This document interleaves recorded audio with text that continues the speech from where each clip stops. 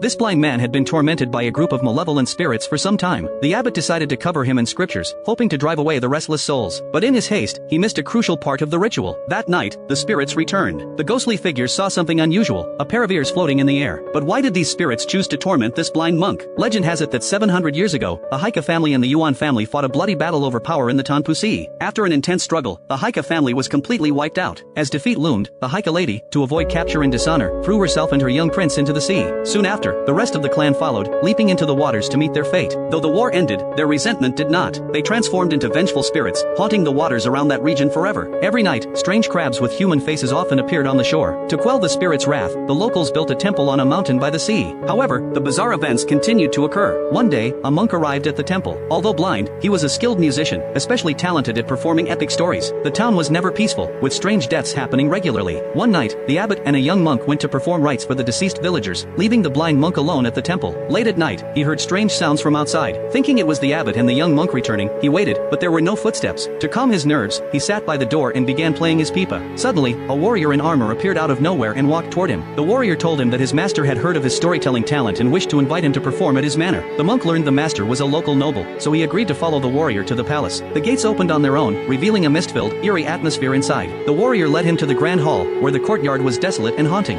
Then, a maid emerged from inside the door, guiding the monk further into the inner courtyard.